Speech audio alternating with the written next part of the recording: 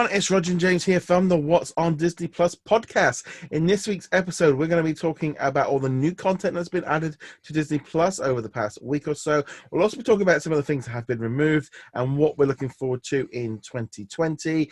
And also, we're going to be doing what we've been watching, plus kind of a full spoiler kind of discussion about the whole season of The Mandalorian, but we'll be doing that at the end of the series. So if you haven't seen it all, don't worry, we'll give you warnings before we start talking about The Mandalorian. There'll be at least half an hour or so before then. Right, so before we go any further, just want to do a big thank you to everyone that has recently gone onto the website and join us on Facebook. Our Facebook group is coming close to 100,000 members. So a huge thank you for everyone doing that. And obviously we've got lots of new listeners and stuff over the past few weeks. So a big thank you to them. Also, a big thank you to our Patreons as well. Your support really does make a massive difference because with all the stuff that's been going on with COPA and all the changes, it's been great to kind of have the podcast completely separate, and that's working. So a big thank you to our patrons at the Diamond tier, including we've got Andrew, we've got Diane, and we've also got Julie and Russell. So just a big thank you to all of them for your help and support. It really does make a big difference. So let's now jump into some of the news. It's been kind of one of those weird ones because it's been like 2 weeks since we last recorded before Christmas, and there was a lot more news than I was expecting because Christmas is a really weird time of, it can either be really busy for news or it can be quite quiet. But we've had lots of new content added. There was quite a bit of preview stuff as well that they released over the New Year's Day. So let's jump into that first off. So lots of new content has been added. There was the beginning of the month which saw Disney Plus add absolute ton of stuff on the first. Just to go through some of the highlights here: Austin and Ally, 4 seasons. Oakley Yukon Vet and Dr. K. There was a new season of Life Below Zero, which was interesting because that season just ended like 3 weeks ago on the National Geographic channel. Have you been watching that one? No, but I did add it to my watch list, so I'll be getting to it. And I didn't realize that season had ended so recently, which is nice for me, I suppose. Yeah, well, it was odd because I looked into it and I was like, well, okay, and because like Wikipedia said like it was still ongoing, and then like on the National Geographic it wasn't, but it literally flipped like mid-December from season 13 to season 14, like that. There was like no mid-break or anything like that, so that's cool. It definitely is on my watch list to watch. That's been growing quite a bit over the Christmas period. We've also had Dr. T, Lone Star Vet, loads of Drain Drain Alcatraz, Drain the Ocean season 2, loads of specials on them. I know a lot of people on the group have been enjoying those, and a lot of kids have been actually really enjoying. I've never seen one. Have you seen that one? I've seen the first episode of Drain the Oceans, which I enjoyed quite a bit. So another one I added to my watch list to check out the rest of them, but I agree with the general sentiment. At least that one, because that's the one I can speak to, is really, really good and honestly a little creepy because, it's about finding stuff on the bottom of the ocean. And by stuff, I mean like shipwrecks and giant things. Yeah. We're not talking about, someone with a metal detector finding bottle caps and old coins. Although I think there are some episodes about finding really old coins. We're talking like Spanish gold coins and stuff like that. Yeah, it's definitely on my it's been like listing. I'm growing.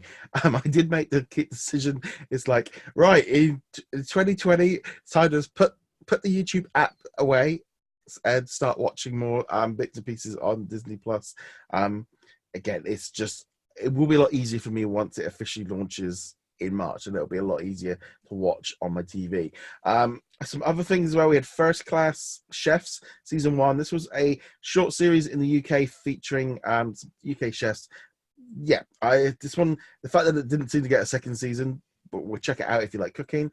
We also had a couple of movies. We had Hacksaw, which was an old movie from like the 70s, and we also had Holes, some new Marvel stuff like Marvel Rising, Secret Warriors, Battle of the Bands. There was a special 75 years from Pop to Pope, which is an old one. Shame they didn't put that 80-year one that they've put on with Stanley lately. There's a load of cartoon shorts that got put on there. There's some Muppet Babies shorts as well that they've put on there. One Strange Rock season 1. That one was one that's been added. That just got taken off Netflix as well this week. I've watched the first episode because this was on Netherlands trial, and it's one that I've been kind of meaning to get back to. But that one's a big series, I think. I honestly don't know much about that one, but I'll probably check it out. Another one on my watch list is Out There with Jack Randall, season 1, which he is basically, he kind of worked as an apprentice for Steve Irwin, and he basically runs around kind of grabbing animals in the environment. And I love all this stuff. I used to love Steve Irwin, so this one's on my watch list as well. Another movie, Red Tails, a Lucasfilm movie all about the first African-American pilots to fly during World War II. Have you seen that movie? I have actually seen the movie, and to specify, it's the first African-American pilots who flew for America. There were they wouldn't be called African-American, of course, but other countries had black pilots all the way back to World War I, actually. Red Tails, it's not a particularly good movie. However, it is a subject that is very important. Probably better off finding a documentary on it, though. Yeah, I never even heard of it. This movie, I don't think this movie even got released over here. I don't know. It didn't. I'm pretty sure I never even heard. Here. Yeah, I know. I had no memory of that movie at all. We also had the amazing The Rise of the Silver Surfer, Fantastic Four. That one got added around the world as well, which nice to see that one. This Fox stuff sliding in, but Fox is a different thing. We're going to be talking about a little bit later on. Super Rhino, a short. We also had Sawyer Luna season 1, The Lodge season 1, a Disney Channel show all about a hotel in Northern Ireland. The Proud Family season 1 and 2, which I really need to watch because a lot of people are talking about this season, and I've never seen it. To be honest, I'd never even heard about it till everyone started messaging me asking for it.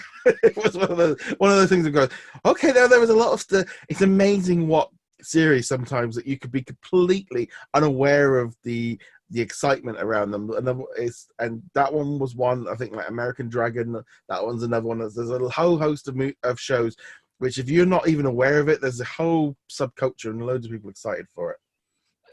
I feel like almost every show is like this in a way, but Disney releases so many shows, like, rapid fire. There's almost always something original on the Disney, or there always was on the Disney Channel, that so many of them just slip between the cracks. And there's so many ones on this list where you're just like, oh yeah, or maybe I vaguely heard of this, or I remember someone asking about it, but I know nothing about it. I know it's not a Disney show, but for me, this was Firefly back in the day. I remember seeing an ad for it on Fox and then never hearing anything about it until it had already gone off the air, and people were like, you have to watch this show. This happens all the time. Also the Superhero Squad, we've got a couple more episodes of them, and Year Million, a National Geographic series, which is set in the future. As I said as well, you also got Spider-Man season 2. Again, this season, that season ended on the Disney Channel at the beginning of December. So we're starting to see like a pattern emerging of when things might be added. So who knows? We'll just have to see how that goes.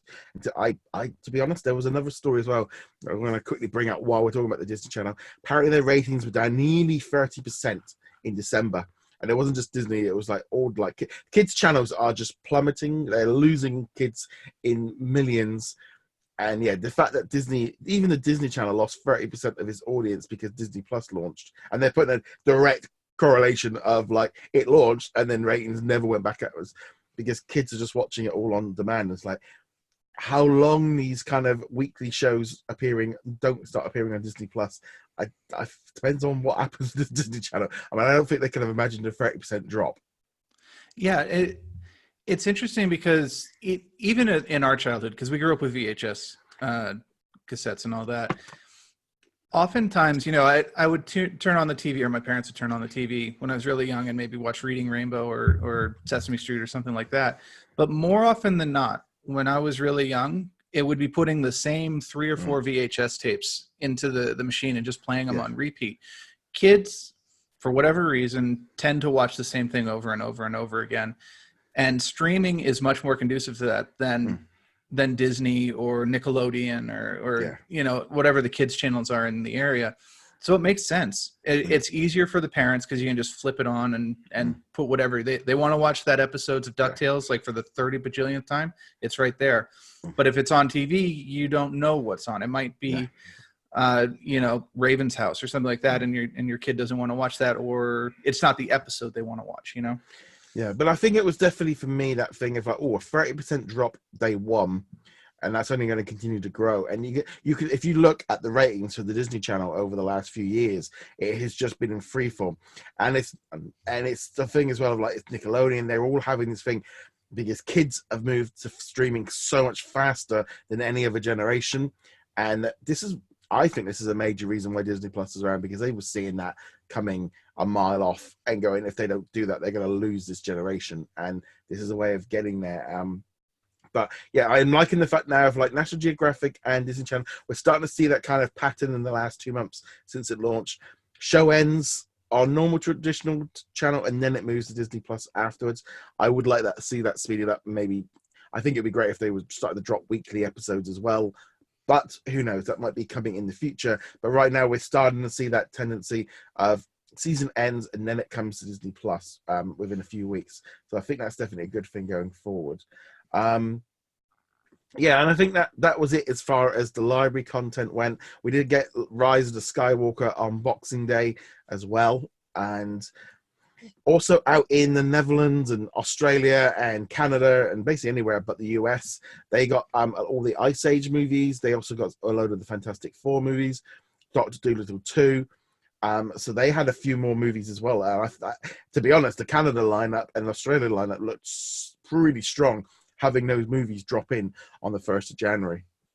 Yeah, I can't say I'm jealous because there's nothing in that list where I was like, oh, I have to go see this. But again, anytime you can have content that's available, because even if I'm not interested in seeing the Ice Age movies again, there are people who are, and having it available to them, it's only a good thing. So yeah, it'd be nice if they got those over across the border. I realize it's all licensing and contracts and negotiations, which is a nice segue into the next bit. Yes. Unfortunately as well, there's been some removals from Disney Plus. Now, there were some removals last month, but for example, they had like Garfield 2, Never Been Kissed, and I think Avalon High, and there was a few other little ones as well. And there are a few people messaged me, and it's like, okay. I was like, and I'll be honest, I was like, well, I need to I felt like I needed to wait a bit to find out what was happening, because it was like, well, have they just been removed? And then Never Been Kissed and Avalon High came back like within like a week. So it's like, okay, well, there's something going on.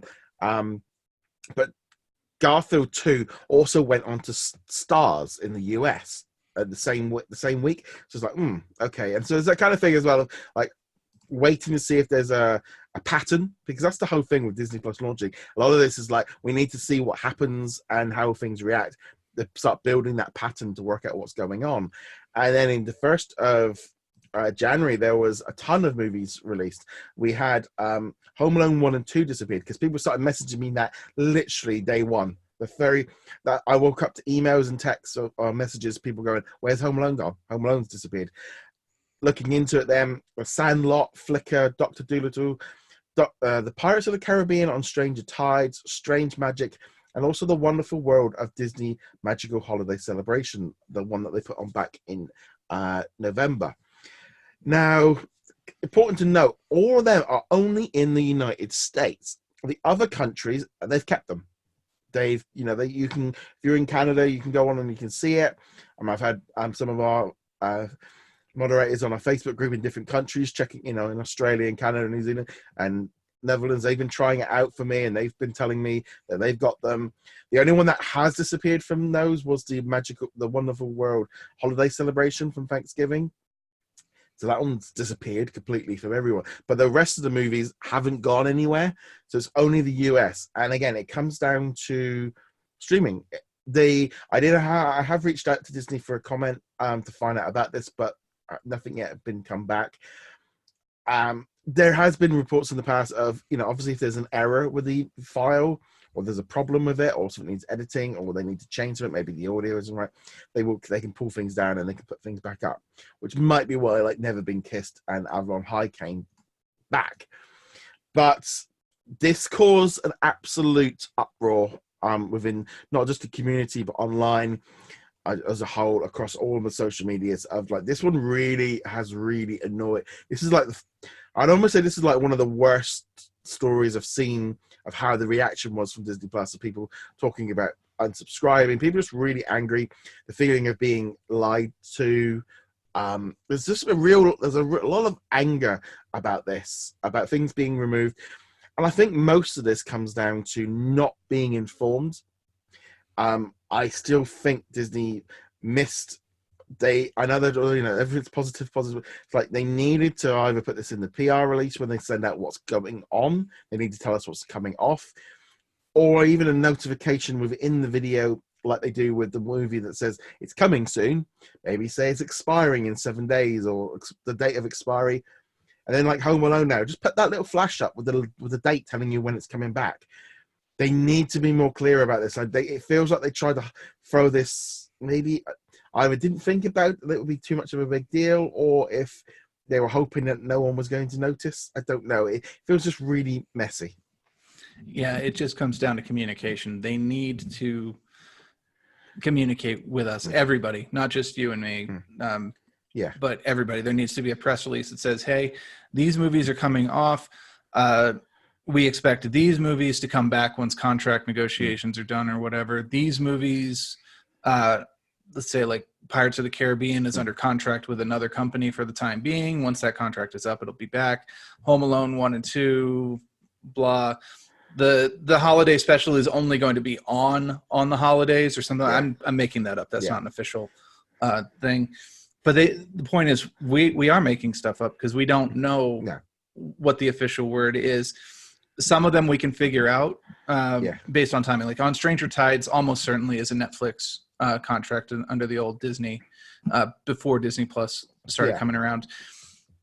But yeah, and the thing is, you can't slip things under the radar. Even if you picked the most obscure movie or television series on Disney Plus and took it away, someone will notice, they will go online, they will complain about it, and then all of a sudden everybody knows about it. Yeah, see, now looking here, I've just gone on to the US just to have a quick look to see where it is now.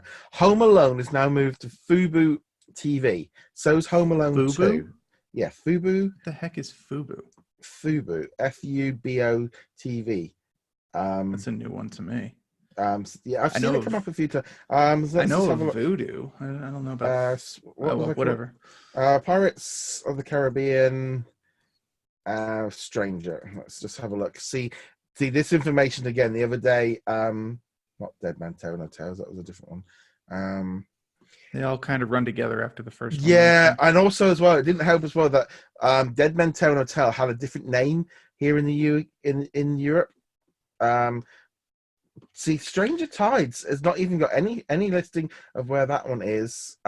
See, that I still think that one, because I still think that some of these are Fox issues, because the only one really that stood out was Pirates of the Caribbean. The rest were mainly Fox titles. Again, that one there is not showing up as being available on anyone. This is odd. I do think that they needed to tell us what's going. See, Flickr's gone now to HBO subs. I don't know. I think that, again, this is all coming down to existing contracts, and they've got to sort this stuff out. They need to, just put the date on there. Put the date on there that's coming on, just so that people know what's going on. They can't, if they can say that for, I don't know, Tarzan's not coming till 2021 or something like that. Just update it. There was a lot in there. Oh yeah, the Sandlot's gone to Fubo as well. So it looks like there's been some issues there going on with looking. Because yesterday when I had looked, that hadn't updated. But yeah, they've gone to other streaming services, and the trouble is people have kind of got in on this thing of Disney Plus being the entire vault available at their fingertips permanently. And that's where I think the expectations aren't meeting reality. Disney need to be much more open about this, that's for sure. Yeah, and to be fair, I would expect that after they work through these issues, after all the contracts expire, it probably will be the entire vault at your fingertips, because they're not going to want to remove stuff. Maybe seasonal. Maybe that's where Yeah. the holiday special, when it's a seasonal show, doesn't make sense to have it in June. I don't know, whatever their thinking is. But once the contracts are done, we shouldn't be seeing this, except for if they need to bring the file down to fix some corruption issue or Yeah. something like that. Yeah. We'll see.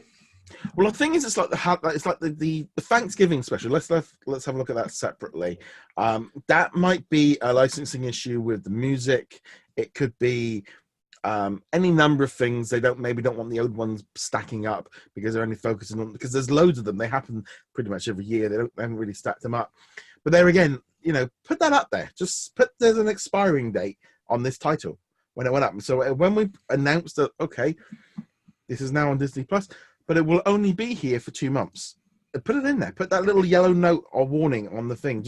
I think they've got to get that news out there that there's, because I think that would be, I wouldn't necessarily be, I think there still would have been this uproar when Home Alone got removed anyway, because that's a big title and people want to have access to it. People would have been, but to have it only drop in for 6 weeks before it went was like, it's a bit messy. And Disney Plus is not adding enough stuff quickly enough for people to feel like the removed stuff is, and everyone's going, and a lot of people are going to go, oh, they lied to us, and I go, well, I don't, the advertising never stated that everything's going to stay there forever. And there's a little thing at the bottom of sort of saying, regional differences. And there is also, I didn't think it helped with maybe like the Twitter account sort of saying to people, they don't plan on rotating stuff out. I was like, well, yeah, they're not planning on it, but there are certain stuff that will do that. I don't know. Again, it all comes down to communication. And I feel this has been bad on Disney right now. Maybe they hope that this wasn't going to happen, but this story's been picked up by bigger media and things like that. So Disney Plus is a really popular product. So if any time there's something to be shot against it, and also as well, people kind of going, well, Netflix, this wasn't going to happen, or like this is going to be happening for years. There's going to be stuff near, but we just need that information. We need, they can't keep hiding it in that. I think they're just going to work on their whole system of how they're announcing stuff, because so how they're announcing what's coming on to Disney Plus is a bit like, here's half a month and then here's another half a month, and whereas like Netflix and Hulu and stuff tell everyone at the beginning of the month. They're just, to me, it's still about finding their feet of how they're organizing all of this. And I think they underestimate how much leniency people are willing to give if you are upfront with them and honest. Yes, you will have people complaining anyway, but they're going to complain one way or another. There are a lot of people who appreciate you just simply saying, hey, we know it's not what you want, but we've got to take these off for a little while. They're either coming back or they don't, specify as best you can. But simply building up that trust and letting people know that when you say something, they can stand by it, that your word is good, which is obviously very important to Disney, not just for this, but in general. If they build that up with Disney Plus specifically, then they can do things like this and they will not get nearly as much backlash. Yeah, and I think that's the big thing, really. They've got to be honest with it. I think there is also the expectation for some people is very high to the idea of, like, Netflix has created this whole situation of things coming and going that people got used to. And that was kind of the standard. And the idea like Disney Plus wasn't going to have that issue was like, yay, they don't have, it's like, well, the problem is, and it's like, and then the minute this come up, I had multiple comments about buy physical media and all the rest of it. It's like, yeah, that is a completely valid reason. If you want to make sure that you have access to Home Alone for the rest of your life, you could buy physical media. However, and I said this in the video the other day that I made, was I'm at a generation, and you're the same. How many formats have you had movies on in the last 30, 40 years?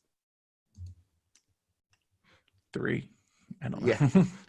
Yeah. I mean, this is the problem with, I look back at, I had Betamax tapes. I had VHS tapes. I then had DVDs. I had HD DVDs. I've had Blu-rays. There was even Laserdiscs at one point. I think at one point I even have had some movies on like CD-ROM. there was, I've also seen 8-tracks that my grandparents had their music on. I've seen vinyl records. I've seen mini discs. There's all these different platforms have happened over the years, and the idea that it's like is the thing of having them physically. I mean, I remember I said this as well. I took out the Terminator DVD that I brought back in like 1999 or something. The disc had gone all moldy and green on the inside. It actually just it completely deteriorated. And it wasn't like mold or anything. It's just like, for some reason, whatever they printed it on, it just like the DVD had actually broke. And because they never really expected them to last, I don't think, quite as long as they did. And there is that thing of you try and find a VHS machine now, to watch those old ones. Anything that, I think that's the trouble for me with physical media, is like I've kind of gone through this thing of like, well, actually, even physical media is quite limited. Like now, my mum had a nativity DVD to me the other day, and she goes, "How do I play this?" Oh, I said, "We need to buy a DVD player." All right. I said, "Yeah, but they're not making new ones anymore. So you've missed the DVD boat. It's like we can maybe try and find you a second-hand one on eBay or something." And she's like, "Oh, do your Blu-ray players not play DVDs?" Yeah, but they haven't got but they don't have a Blu-ray player either. Well, yeah, but you should be able to buy a Blu-ray player. I mean, for the sake of like one movie, it was like, of course not. It was that kind of thing of plus like, and they were like, "What do you mean a DVD?" I said, "Well, they don't do DVD players. They've moved on from them." And there is that kind of argument, I think, with physical media of it's great that you buy that and you have ownership of it, but ultimately that has some issues going as well. And I think I've changed my idea of like media of like, it's all very fluid. Things are moving, things are changing. What you do have access to and what you don't have access to does change. Streaming services, you are buying nothing. You are renting. You are renting whatever they were providing you with. It's not ownership. You do not own anything on Disney Plus or Netflix or anything like that. Everything is temporary and influx, and you just have access to what is on there. And that's the big issue, really. Yeah, and you know what? I'm still kind of with the previous generation on this one. I like even if the physical media is still just a license or whatever nonsense. I prefer owning it, but it depends. Like music, I prefer having an MP3 rather than using Spotify or Google Play or something like that, because I'm going to do it. I'm going to listen to it a lot. And I want to know that it'll still be there whether I have an internet connection or not. Because sometimes, I'm out here in Colorado. There are parts, once you get out into the country, you don't have cell signal at all. And if you don't have cell signal, you don't have Spotify. I would rather be listening to my music than nothing at all. Yeah. But some things, like a lot of movies, I'm going to watch them once and be done with them. I don't need to own it. That's why Netflix or Disney Plus is such a great thing. And if I am going to watch it multiple times, like let's say the Star Wars movies or the Marvel movies, I will get those on physical media. In fact, I have almost all of the Marvel movies on Blu-ray or 4K, and I prefer to watch them that way because it's just easier. Yeah. I think that's the thing going forward, is you've got to look at it like, if you are that into the idea that you have ownership of it and it will never be taken away, you need to buy physical. I wouldn't even go digital, because I still have this feeling of, I know it's in the things, but Amazon and Apple could still disappear at some point, and then your entire back catalog goes as well. That's why you need to keep local backups of stuff, though. Like for my MP3s, they exist on Amazon. They exist on Google, because I also uploaded them to Google after I bought them on Amazon.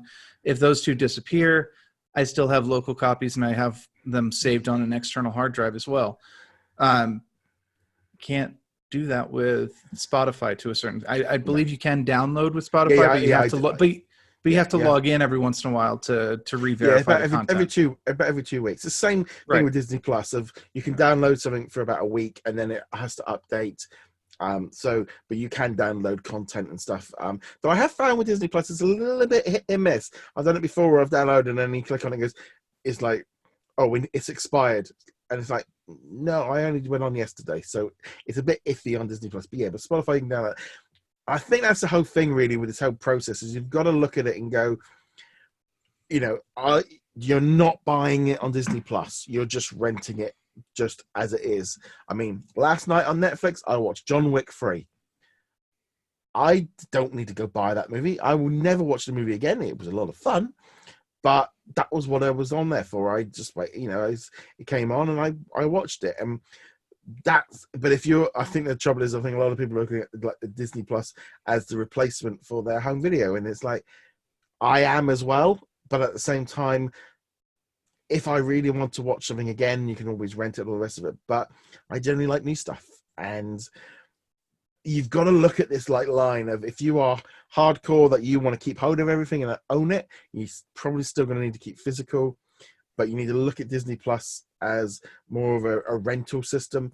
I completely understand why everyone is upset about these movies being removed.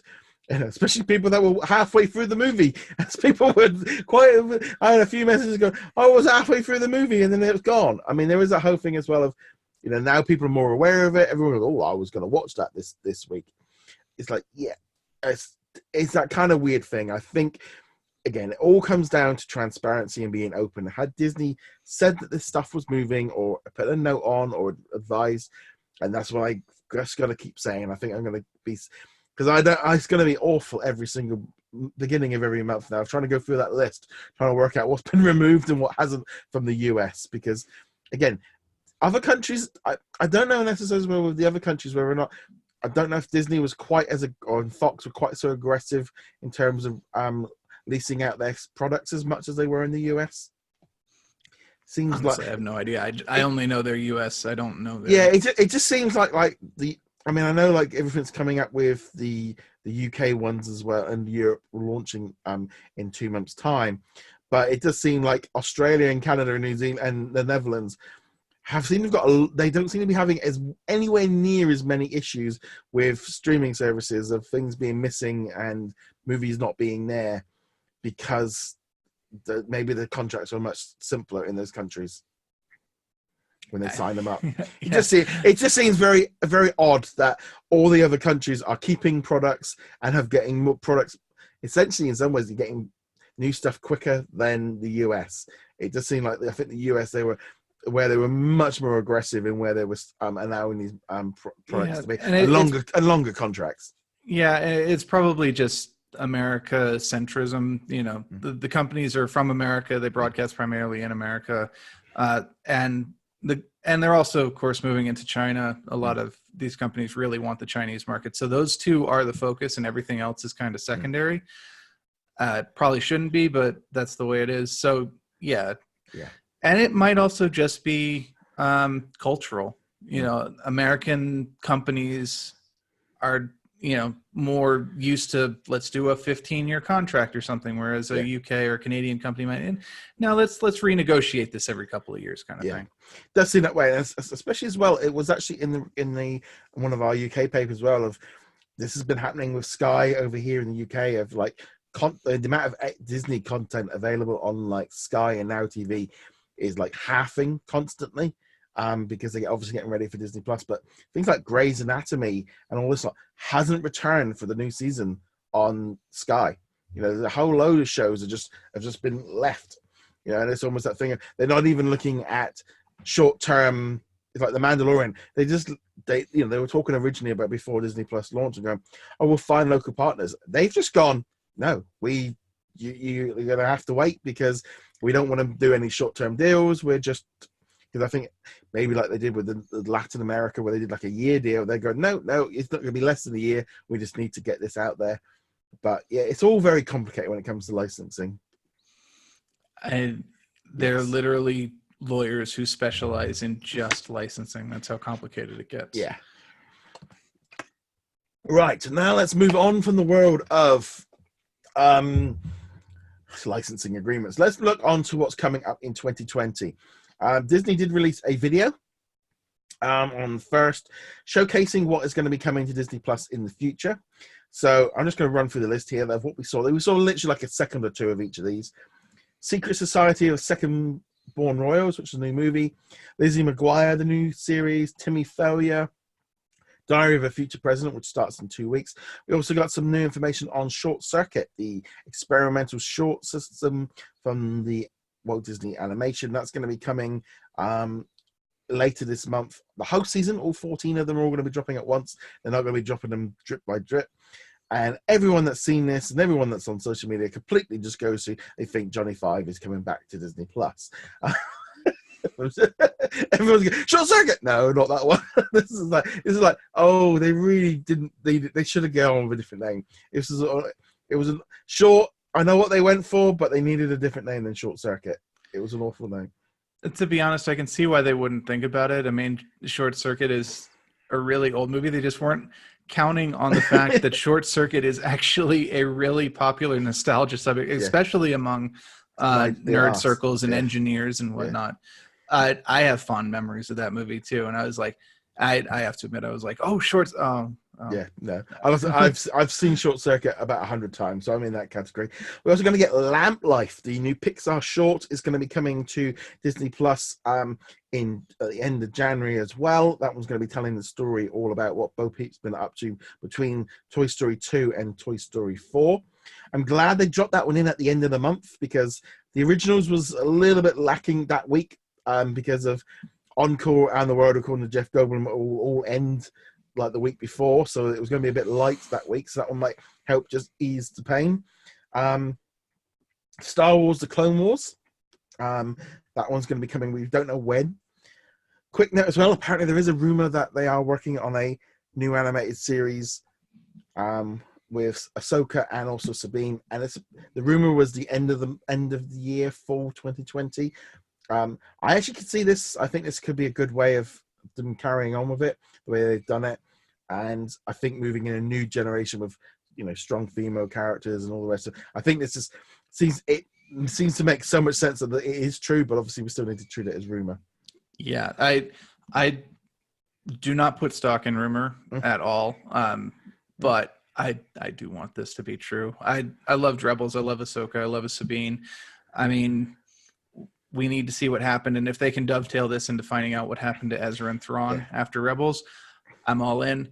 I am waiting for an official announcement before I get my hopes too high on that, though. The other thing as well, I think with the Clone Wars is, to me, I'm kind of viewing the Clone Wars as like a half-finished project that they kind of started that they've just finished.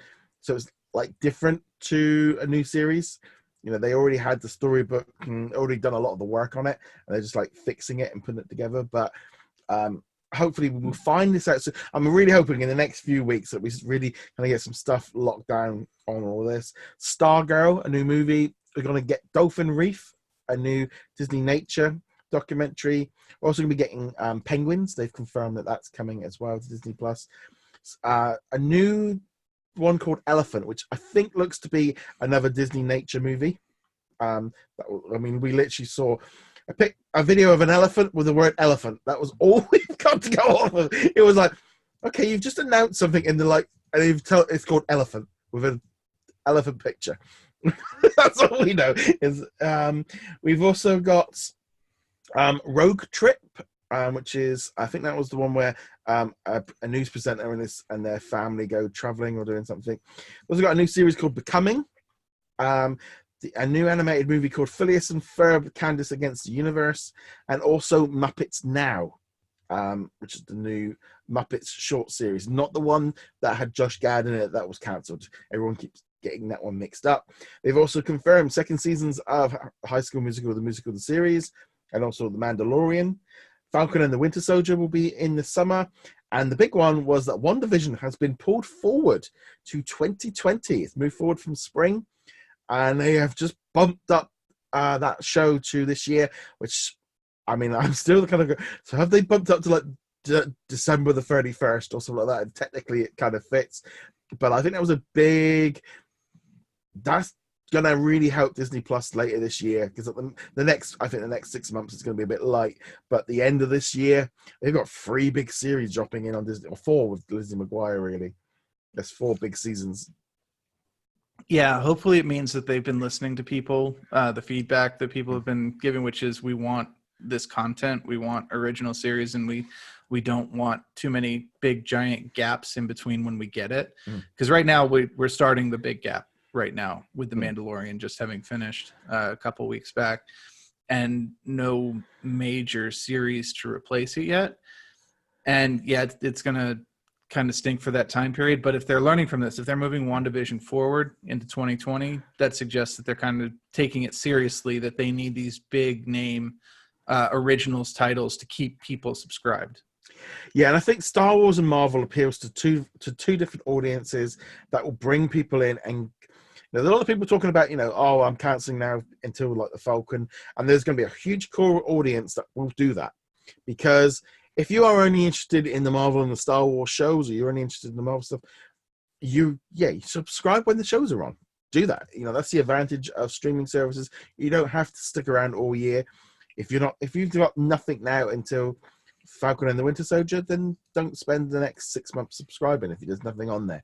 I do think with Star Wars fans, we've got the Clone Wars and we've got some other stuff coming in, so it might help ease into that. But yeah, I thought bringing WandaVision forward, I think that was a good move. I think that's really going to strengthen next fall. I think you're going to have Falcon and the Winter Soldier lead into Mandalorian season 2, leading straight into WandaVision, back to back to back for what's that? So it's probably going to be 6, 12, 20 weeks, which to me sounds pretty much the whole of August, September, October, November, December. That kind of whole stretch that out to the whole of the winter months. We've got a new, I bet it'll be one new episode a week, of one of them will be dropping.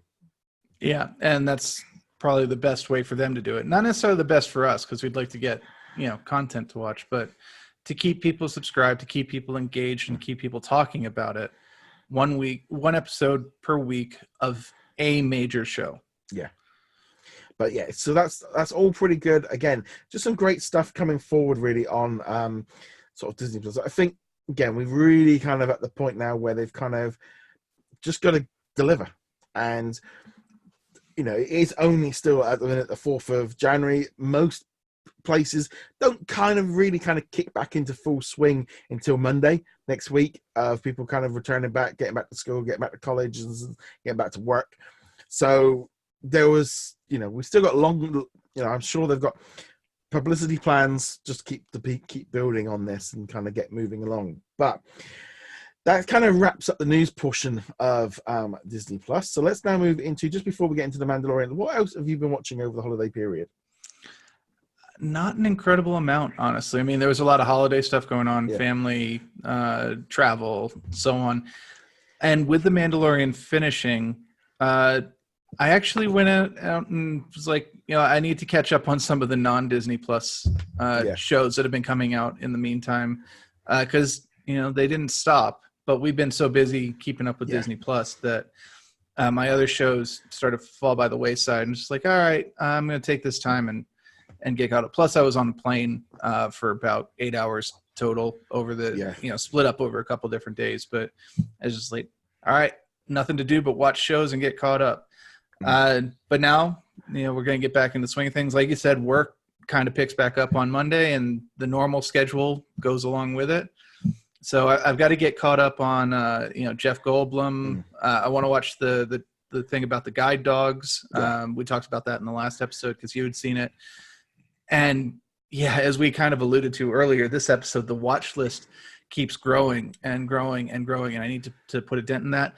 I'm going to conclude with I want to watch some of the back catalog animated shows that I missed, specifically looking at Gravity Falls here, because I've never seen that, but everyone's like, you have to watch Gravity Falls.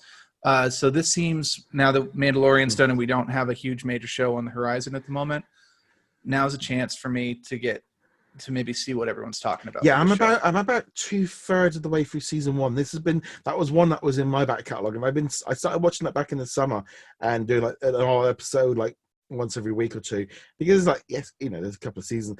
And again, big game. I remember back when Disney Infinity, when it all kind of blew up in the video game, and I had no clue what this thing was about, and everyone was super excited, and that kind of brought up my attention. Another one is Amphibia.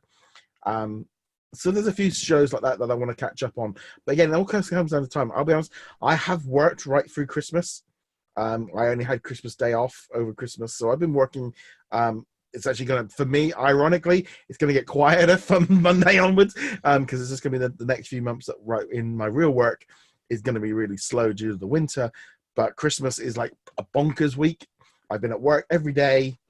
I did bar one day off over 2 weeks. So like in the evenings, we've been watching all the Christmas specials that have been on TV. There's been loads of like Disney movies and stuff popping up. I have seen quite a lot of movies, things like Monsters Inc. We had Sound of Music. There was The Good Dinosaur that I've watched, like Grinch. There was literally loads of like Disney movies constantly popping up on TV. So I've been kind of like dropping in and out on bits and pieces, but yeah, we've been watching a lot of the specials, finishing a lot of seasons off, and I actually even decided last week after The Mandalorian, I did actually take a week where I'm going like, I'm actually not going to watch any of the originals this week. I'm not doing any reviews. I'm just taking a bit of a week off because I've been doing tons of work actually on the back end of the website. That's all. It'll come a bit more building out the library that I'll be like officially kind of getting that going in like a week or so's time. So I've actually been redesigning the website. I've been doing a lot of work on the back end while I knew the news was light. So I've been really busy on the website, but no one really can't see what I've been doing. It's that kind of thing for, if I'm going to redesign the website and do a load of work back, so do it in the 2 weeks when there is no news. And so that's been my thing. I was just like kind of jumping into all of the different shows and different movies. We were, like I said, John Wick, Dracula, all these, The Witcher, Watchmen, all these different seasons that have been on. I've been like trying some different things out, and all these different Christmas specials from the BBC, because it's just like, yeah, I need a break. Disney has just been on constantly on like the BBC with different movies, and it's like kind of like lazy thing. Oh, it's on. I'll just watch it. It's like I got Disney Plus. I could fire that, but it's there. I'll just watch it. It was almost kind of like with The Mandalorian finishing, kind of like I need to step back from Disney Plus for a little while because it's just been going so hard on it for the past 8 weeks. And it's weird because it's just one show out of all the other shows. Many of them aren't done yet. And I'm still like, no, I've been watching a lot of this. I need to do something else. The High School Musical, that one, I did watch the latest episode last night. I have been keeping up with that one. That one ends next week, and I've been really enjoying that series. The High School Musical, the musical series.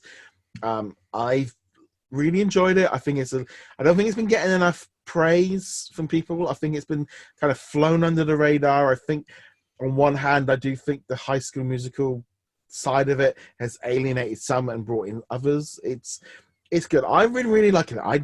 Like you said, I keep saying this every time I come on. I'll go, it's become my little guilty little pleasure of Disney Plus of like, I shouldn't really be liking this, but I do. And yeah, I've really enjoyed that one. And also Pick of the Litter. That's another one I've been really enjoying on Disney Plus. I think also with like the Imagineering story ending, that was kind of like that, and The Mandalorian were my two main shows, and that was like, okay, let's move on to the next ones. But now let's move into The Mandalorian. So we are now going to be going and talking about the whole season. We're going to be talking about the finale.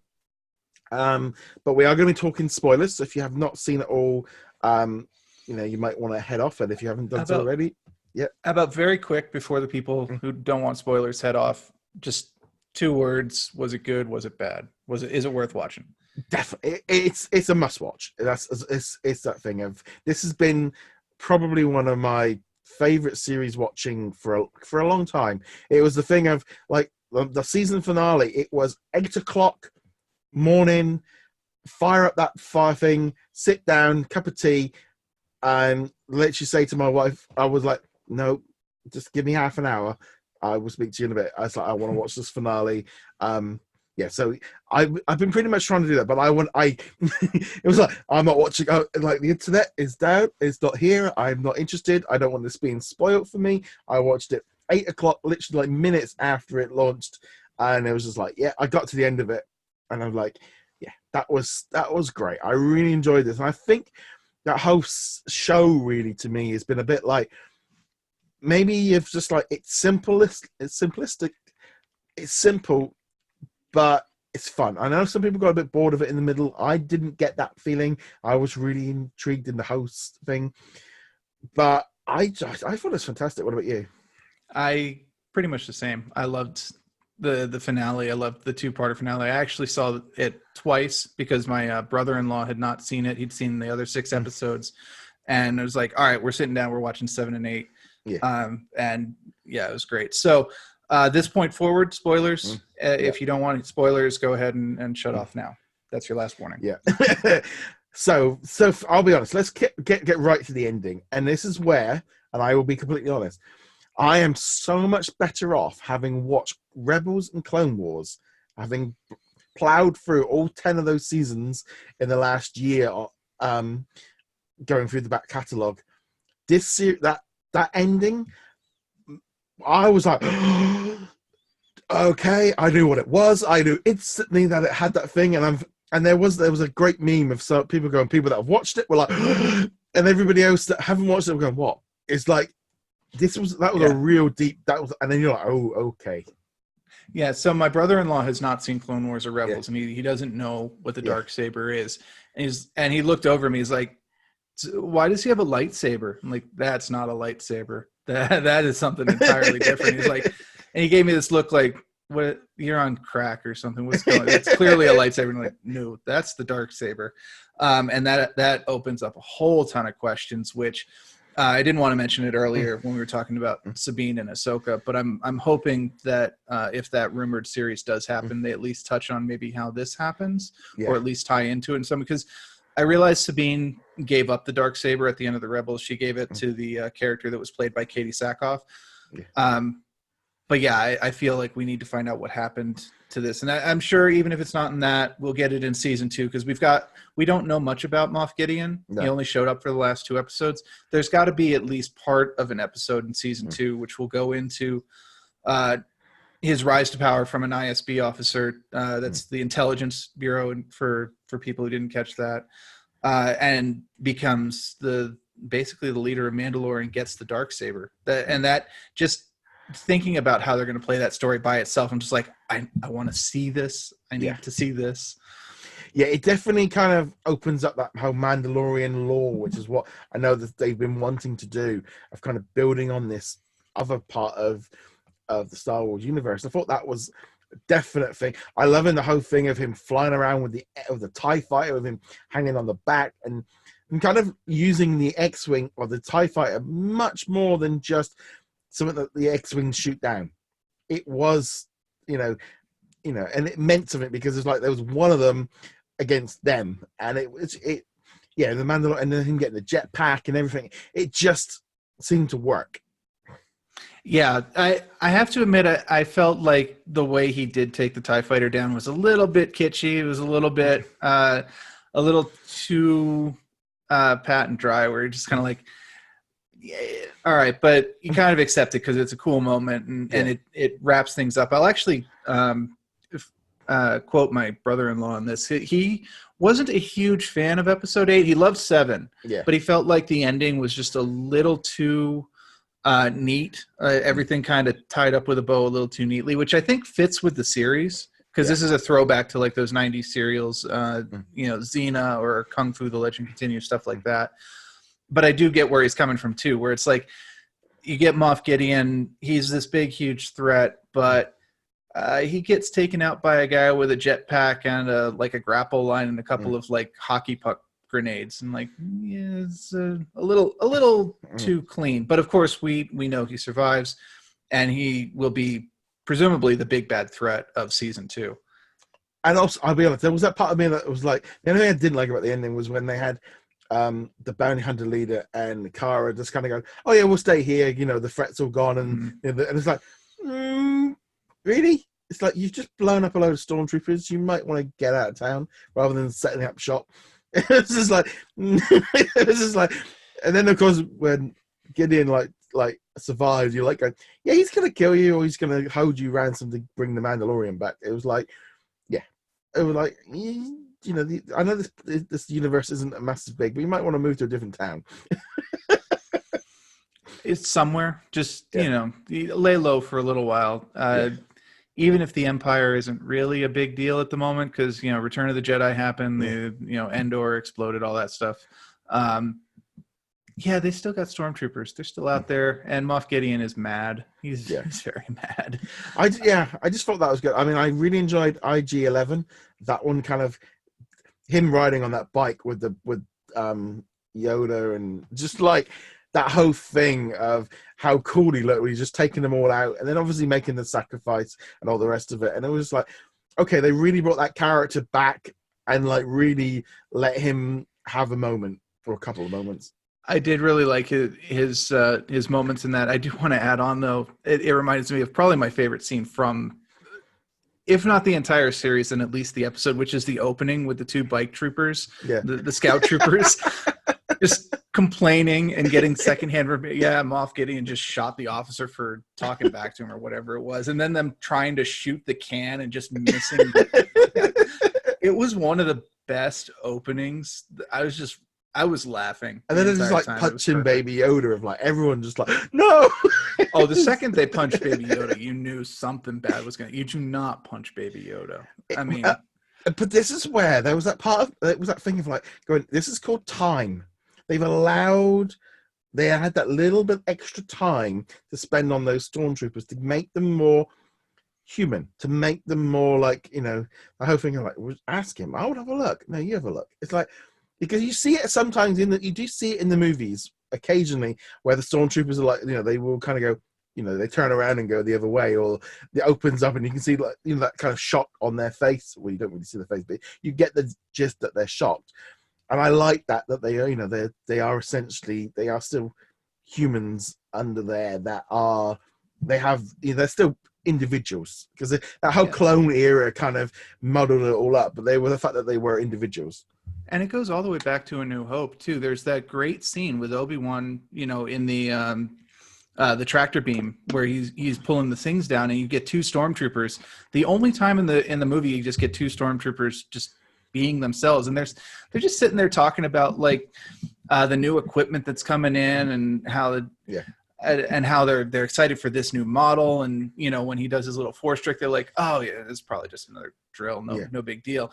And it does so much to make them relatable. You don't sympathize with them. They're stormtroopers. They're still the bad guys, but you can at least go, oh, yeah, I understand the boredom of the scout troopers. I understand the like, nope, I am not messing with this guy. He is shooting his own people for no apparent reason. Let's just stay here for a little while. Yeah.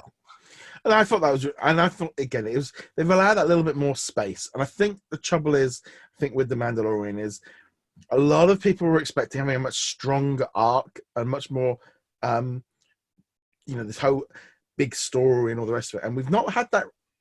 We've not really been getting that.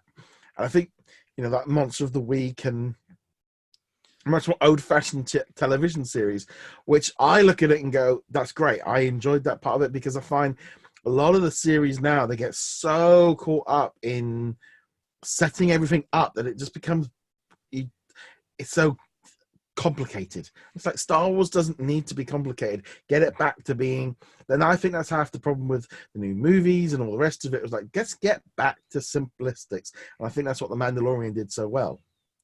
The Mandalorian takes some very basic, very old tropes that have been around since storytelling began. You can trace some of these back to like the old Roman and Greek myths and so on, but it executes them well, and it builds on them with this great atmosphere around them. Like if you go back to some of our older episodes, we're talking about episode 1 and 3 and whatnot of The Mandalorian. One of the things I keep mentioning is how the world feels like it's lived in. It's gritty. There's wear and tear on everything. They get you with the details. It's just extremely well executed. It's not going to make you think too hard. It's not going to twist you up with some major unexpected, subversion of expectation kind of thing. It's just taking a good story, executing it really well, putting some good characters in there, some humor, some action, and just mixing it all up. And there's nothing wrong with that at all. And I will admit, when we first found out about the show and we first watched the first 2 or 3 episodes, I was expecting something a bit more Game of Thronesy, not that maturity, but that tightly plotted. Yeah. every scene has something important in it. Every single item is foreshadowed, and when I'm obviously talking about the earlier seasons of Game of Thrones here. But once I, managed my expectations and saw what they were doing with it and changed, I just like, I'm really enjoying this show.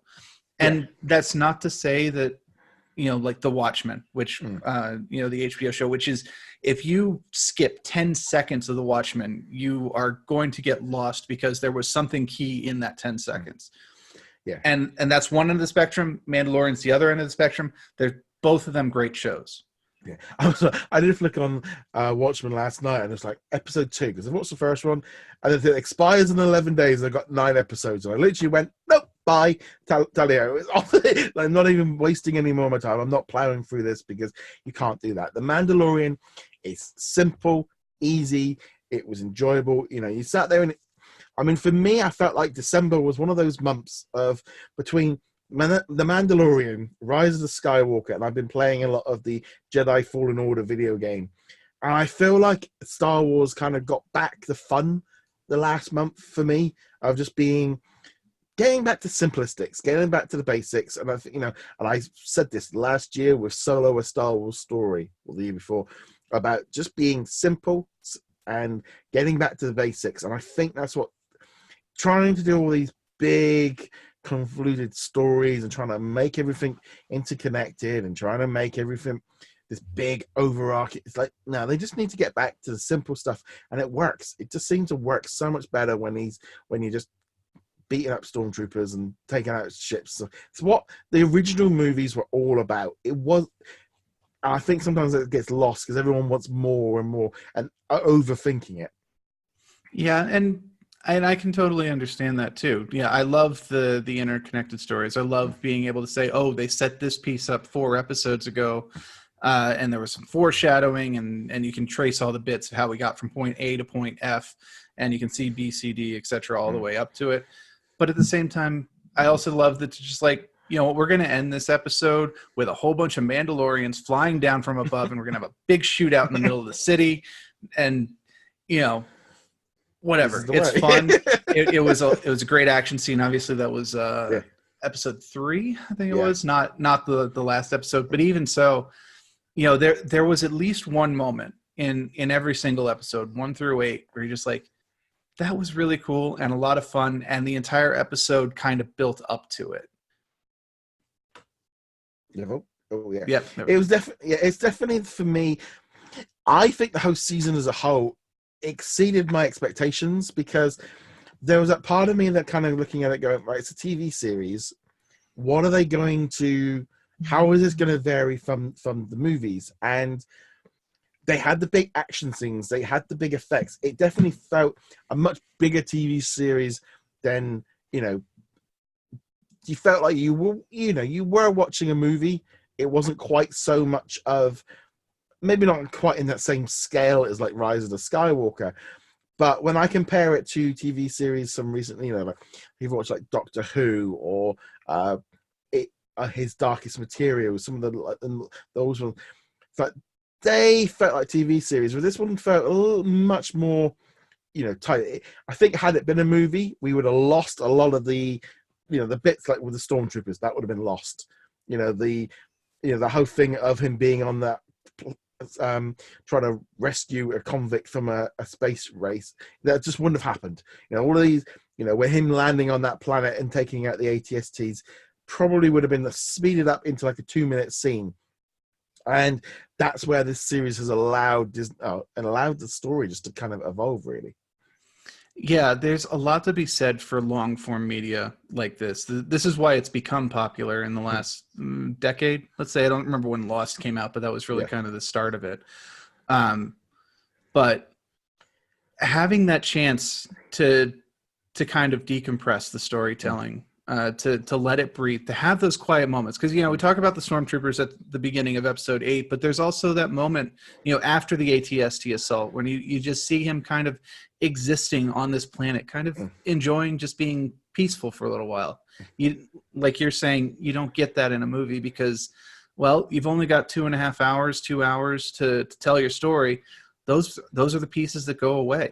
And we saw this with a lot of the new trilogy movies, Force Awakens, Last Jedi, Rise of Skywalker, all of them feel like there are bits missing from them because they rushed it because they had to cut the runtime down.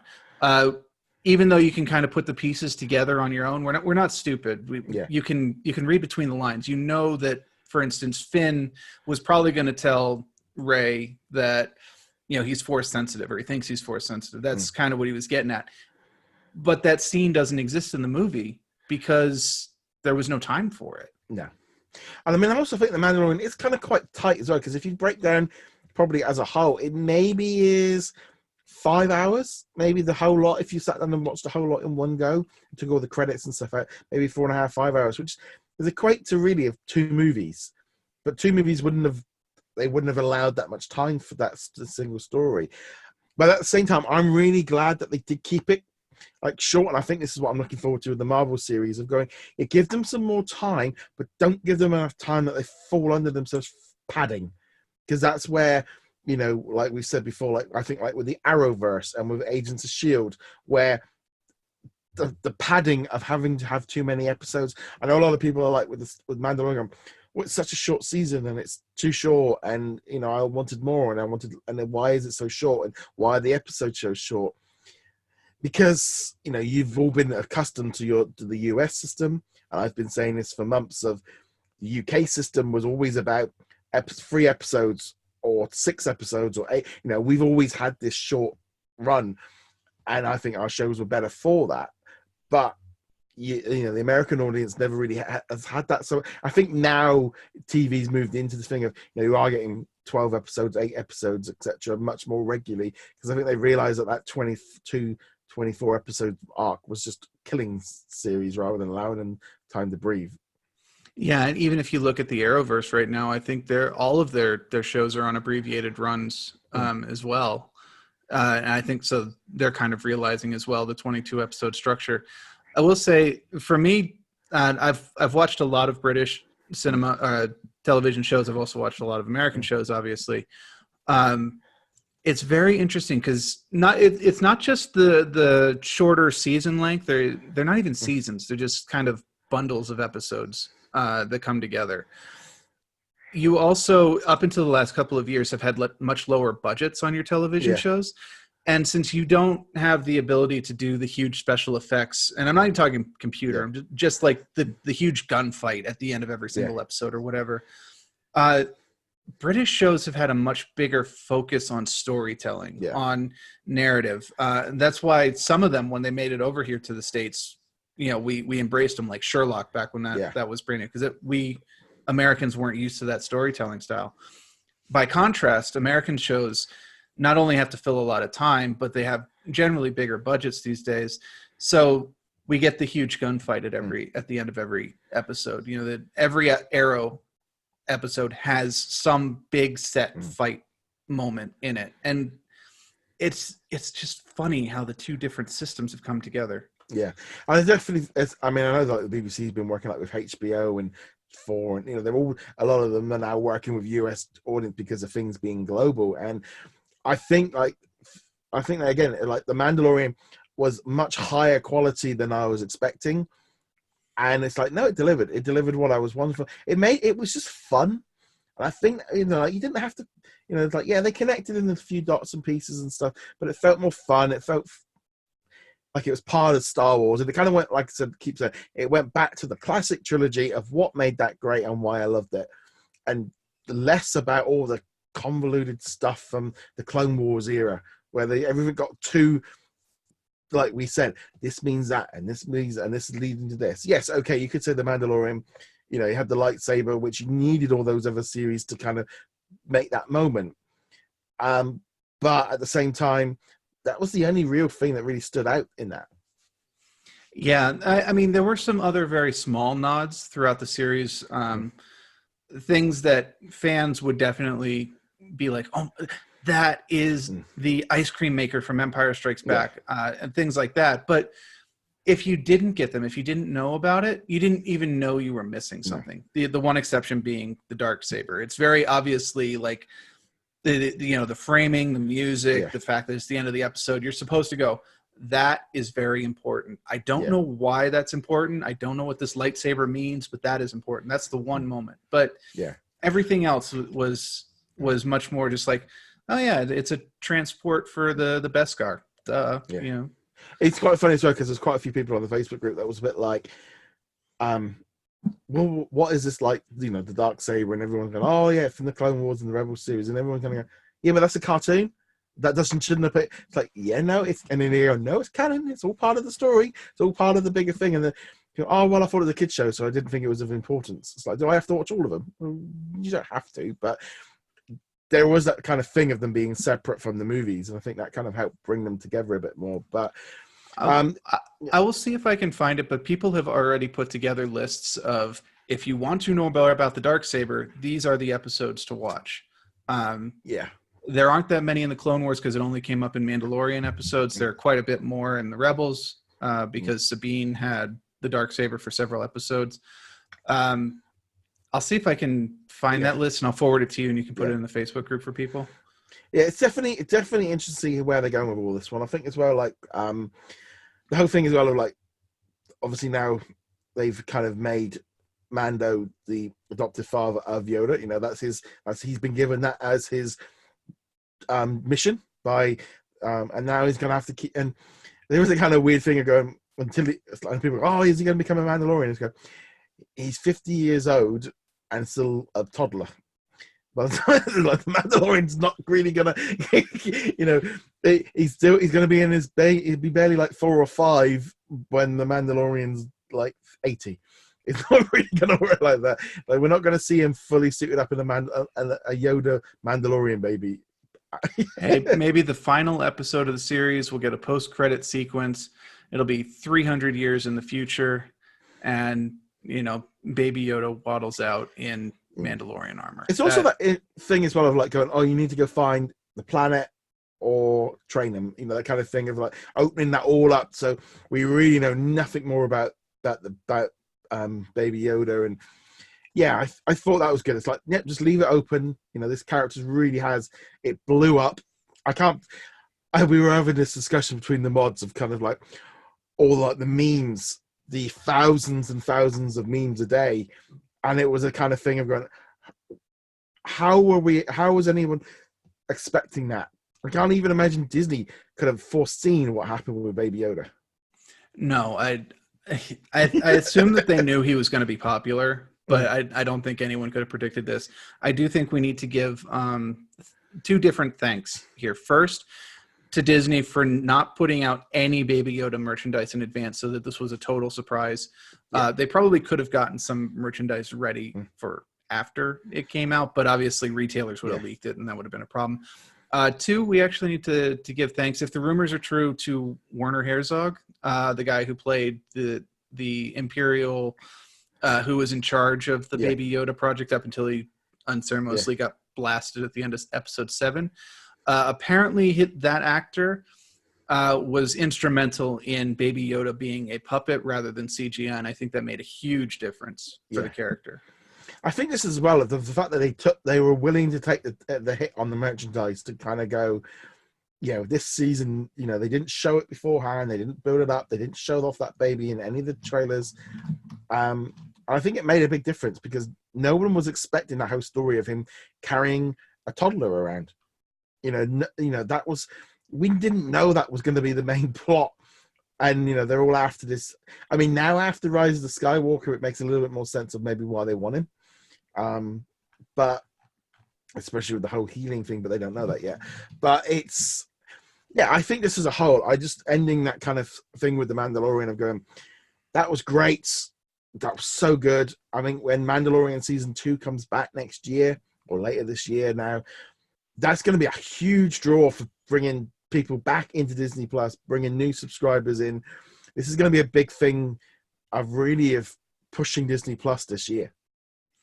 Yeah, I just hope that they don't go too overboard with season 2. I want them to take what worked in season 1 and just kind of build on that. They not go nuts, not change the formula too terribly much. Obviously, we don't want the exact same thing. We want, you know, advancement. but I don't want it to suddenly turn into Game of Thrones or Watchmen level plotting. I want it to remain this kind of buddy adventure that we're getting here. But I do want them to pick up the plot thread that they left. I mean, obviously we've got the Darksaber with Moff Gideon, but there was also that ending of episode 5 where that bounty hunter assassin got killed, apparently. Yeah. But then mysterious somebody, walked up to her, and we didn't get any more of that plot thread. And we know that the bounty hunters in, I guess, episode 6, it would have been, are trapped in that station. There are other survivors. I hope that we see them again, because it certainly hinted that there is going to be some sort of like anti-Mandalorian hit squad in season 2, made up of these people that have a grudge with him now. Yeah, I think it's just a cool thing, really, going forward, really. But yeah, it's Mandalorian, fantastic kind of thing. I think they really hit it right. I think they got the characters right. Just as a whole, it was just uplifting. You know, every time that episode dropped, you wanted to watch it before the spoilers hit. You wanted to see what happened, and I don't feel like I've had a TV series do that in a while where I've wanted to watch it that second. Yeah, I think there's maybe one show per season at most where I'm like, I need to see this show the moment it drops, or if it drops at a time that I can't get to it, I will watch it the second I am physically able to do so. And The Mandalorian was definitely it for this season, and that's including the television, just regular television shows as well. It's like, this was the one where every week I'm like, nope, phone is off, internet is off, everything. I don't care. The world could be on fire right now. I'm not in Australia, so it's not on fire for me at the moment, but I'm watching this episode. I'm going to see The Mandalorian. Funny you actually mentioned Sherlock, because I was just thinking that was one of those things of where, you set that was on at that time, and you made sure you had an hour, and you was like, I'm watching that live. I don't want to be spoiled by anything, because again, you don't get that very often nowadays. Everything kind of is, but generally as a whole, fantastic show. Can't really put that one enough, but I'd love to hear from you guys as well, what you thought of The Mandalorian as a whole, and just generally everything that's been going on over the sort of the Christmas period from Disney Plus. Love to hear your thoughts. Anyway, big thank you again to all of the Patreons for supporting us again going into 2020. And again, go check us out over at whatsondisneyplus.com. Sign up for the newsletter, hit that notifications, social media to keep up with all of the latest, as well as join our Facebook group as well. You're more than welcome to join in that one as well. So on that note, guys, thank you very much for watching. Wish to see you guys soon. Later. This is the way. This is the way.